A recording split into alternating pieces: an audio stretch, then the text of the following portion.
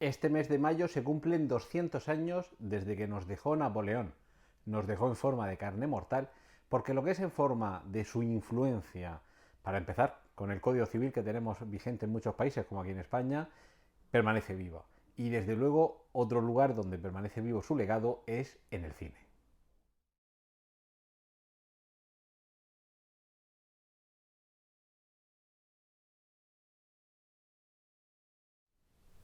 Recordad que desde estas alturas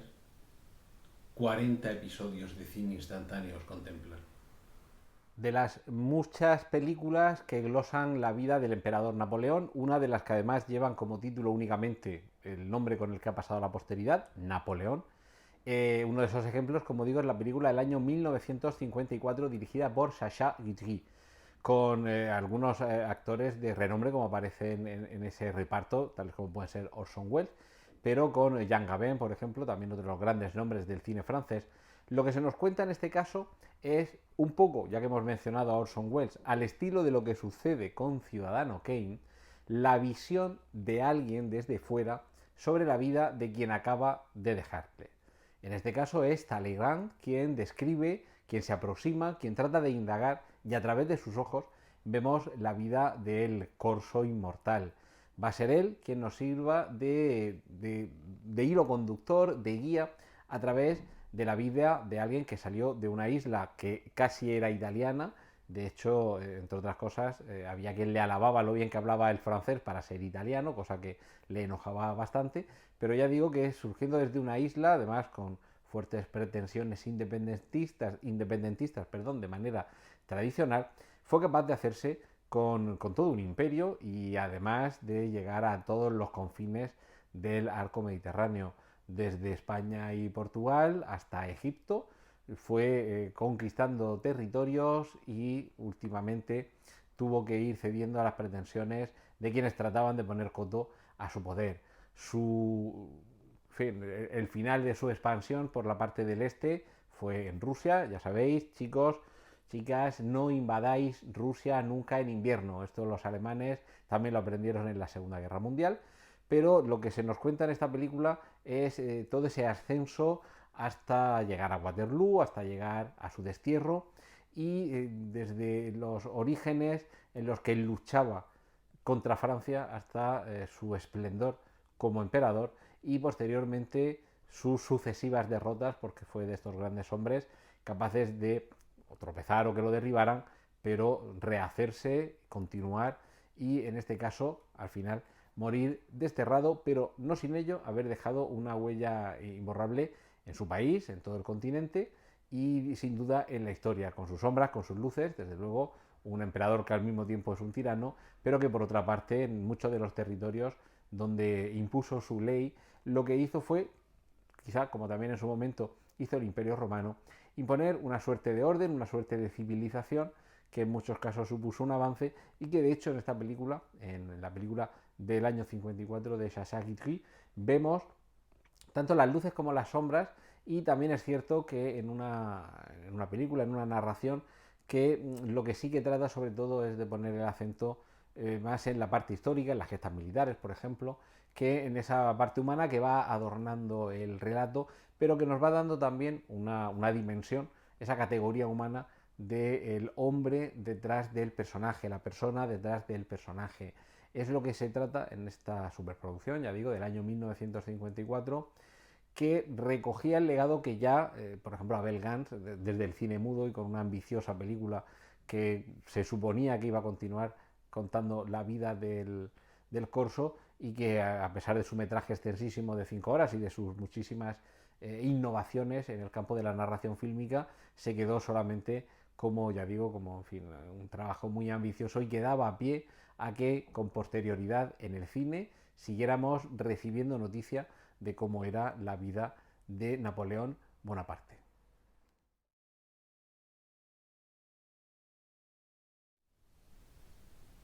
Nunca olvidéis que en vuestra mochila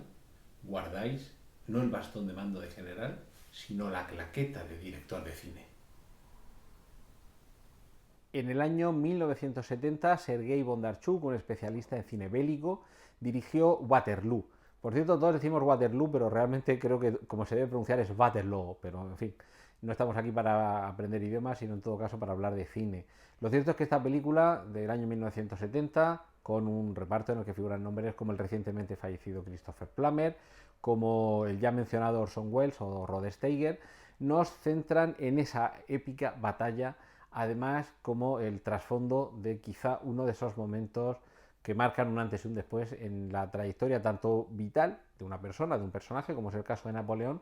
como también el caso de un continente. Es una de esas batallas decisivas que marcan un punto de inflexión a partir del cual o bien la historia se decanta en un sentido o se decanta en otro.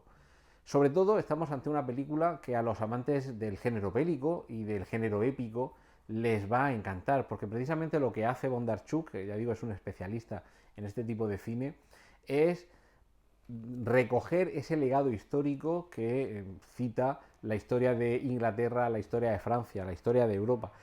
en común, como ese antes y ese después que se marca en esta batalla, ese momento en el que Napoleón podría haber continuado su vida, su imperio, de una manera o de otra, y todo se decide en esta batalla. Desde luego es uno de esos momentos históricos y lo que necesita es una gran superproducción. Esto es lo que tenemos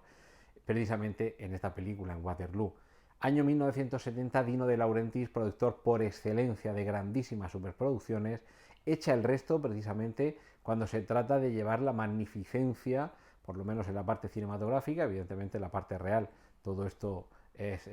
el horror de la guerra, pero lo que se trata es de llevar ese gran espectáculo visual a la pantalla. Y además, un momento, es casi un adjetivo en sí mismo, las guerras napoleónicas, no solo como referente histórico, sino como referente de un tipo de predisposición a ir al enfrentamiento. Esas hileras de soldados que marchan marciales con el fusil en línea mientras van sonando los cañonazos y van soltando cargas una detrás de otra mientras van cayendo bajo las balas del enemigo. Esto estamos acostumbrados a ver ese concepto y digamos que el gran espectáculo por excelencia de este tipo de batallas se da precisamente en esta película. Dino De Laurentiis precisamente es un productor que estaba hecho para esto, que estaba acostumbrado a dar al público precisamente el gran espectáculo que todavía se seguía buscando en el cine. De hecho, y con esto nos salimos un poco del tema, pero para que se vea hasta qué punto estaba preocupado Dino De Laurentiis por esta cuestión, King Kong, después de los años 30, no había tenido una gran incursión en el cine hasta que en el año 1978 también Dino De Laurentiis lo recupera y lo lleva a la pantalla, en esa versión con Jeff Bridges y con Jessica Lange, en la que termina King Kong sobre las Torres Gemelas, símbolo, año 78, de esa época de esplendor que había culminado en el año 74, cuando terminan de construirse las torres del World Trade Center. Pues bien, ese tipo de cine espectáculo es el que lleva a Dino De Laurentiis a las pantallas. Y en esta ocasión, aunque evidentemente está duro decir que la guerra se convierte en un espectáculo, porque no deja de ser el espectáculo de la sangre, la muerte y la destrucción y el dolor, pero en este caso sí que es cierto que en pantalla lo que tenemos es precisamente eso, la recreación de una de las mayores batallas de los últimos tiempos, de las últimas batallas terrestres antiguas de los últimos tiempos, porque evidentemente cuando llega la Primera Guerra Mundial, y hay que hablar de la Segunda, todo cambia, todo es diferente. Pero quizá con la diferencia del desembarco del día D, o con esa única excepción, es posible que esta sea una de las mayores batallas que han tenido lugar en suelo europeo y necesitaba una película que le hiciera justicia. Bondarchuk es precisamente el director indicado para esto y es esta la producción en la que debemos centrarnos si lo que queremos es, más o menos tamizado por la visión del cine y del espectáculo, tener una idea de más o menos cómo era ese tipo de confrontaciones en ese momento hace ahora 200 años.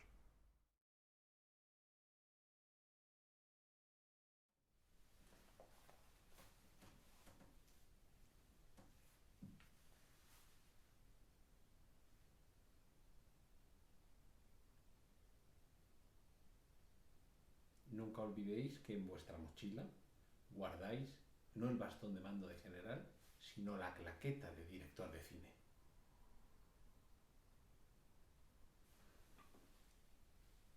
Vamos a terminar con algo de comedia. En el año 2006, Paolo Virzi dirige la película Napoleón y yo, una película protagonizada por Daniel Auteuil y por Mónica Bellucci, que nos traslada lejos de lo que hasta ahora hemos visto como núcleo en torno al que gravita la historia de las películas de las que hemos hablado. En este caso nos vamos al exilio, nos vamos a un Napoleón aislado, depuesto, que ya no es emperador y que permanece en una isla apartado de todo, apartado de todos y sobre todo para mantenerlo aparte, no sea que retome de nuevo el poder, como de hecho hizo. En primer lugar estuvo desterrado y regresó a Francia para luego sufrir un segundo destierro donde ya falleció. En este caso, la película nos sitúa ante un protagonista que precisamente por encontrarse en la misma isla donde está desterrado Napoleón, recordemos, primero en Santa Elena, después en Elba, lo que pretende hacer es acabar con la vida de este dictador, de este tirano, porque este emperador, que como he dicho nos ha traído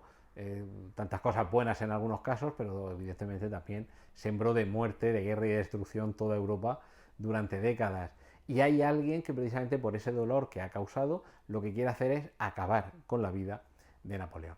Y se infiltra precisamente en ese microcosmos que tiene que ver con el exilio de Napoleón, pero, y aquí es donde llega la parte de comedia, también hay ahí un interés romántico. Evidentemente, con una película en la que aparece Mónica Bellucci, más tarde o más temprano tiene que aparecer el romanticismo, y así es en Napoleón y yo. Pero lo que sucede en esta película, lo hemos visto también en otras películas, lo hemos visto en algunos libros, en películas que proceden de libros, como puede ser El juego de Ender, de esa evolución que surge en el personaje de Ender de Orson Scott Card, surge cuando se da cuenta que al combatir al enemigo, para mejor combatir al enemigo, tienes que conocerlo. Y el problema puede surgir que cuanto más conoces al enemigo es posible que más empatices con él. Y a partir de ese momento sigue siendo tu enemigo, tendrás que combatirle, pero comienzas a comprenderle y comienzas a quererle. Algo parecido es lo que sucede aquí, porque quien inicialmente tiene el propósito de acabar con Napoleón, de acabar con el emperador, de acabar con el tirano, con el dictador, poco a poco lo va a ir conociendo y se va a ir dando cuenta de una característica de su personalidad que muchos historiadores han reflejado, y es que por lo visto era alguien que a pesar de su grandeza, a pesar de evidentemente alguien que había conquistado prácticamente toda Europa, e incluso había hecho sus incursiones desde América, desde el norte de África hasta Egipto, y parecía que era alguien llamado a la grandeza,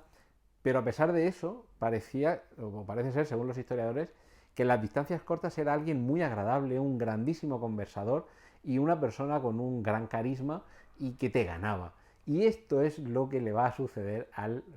personaje protagonista de Napoleón y yo. Se va a dar cuenta de que realmente, y a pesar, porque las personas somos así, a pesar de que tenga esa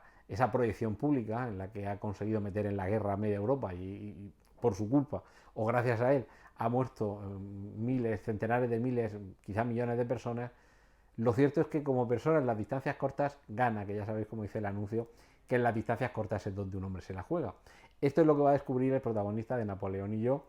para, en fin, para regocijo del espectador y sobre todo porque siempre resulta divertido en clave de comedia ver cómo se van truncando los planes que tanto había preparado alguien cuando se da cuenta de que la realidad no se compadece con sus anhelos, con sus deseos, y que realmente aquello que tenía planeado quizá tenga que comenzar a pensar en desecharlo porque no son las cosas tal y como él pensaba. Y es que a lo mejor nos falta esto con algunas personas a las que consideramos tiranos y que seguramente lo son, pero no vemos su parte humana. Vamos con esto a no salvar a los tiranos, pero sí vamos a tratar de que por lo menos lo que nos traslada esta película, de ver también esa otra vis humana que más allá del personaje también se oculta la persona. Y en el caso de un gran personaje como Napoleón, cómo no se iba a ocultar una gran persona, una persona interesante y una persona que merecía la pena conocer, aunque en este caso, a través del cine, sea solamente con una pincelada que quizá nos despierte, nos avive el interés para tratar de indagar en el conocimiento, en este caso sobre la vida de Napoleón, ¿dónde? En los libros, por supuesto.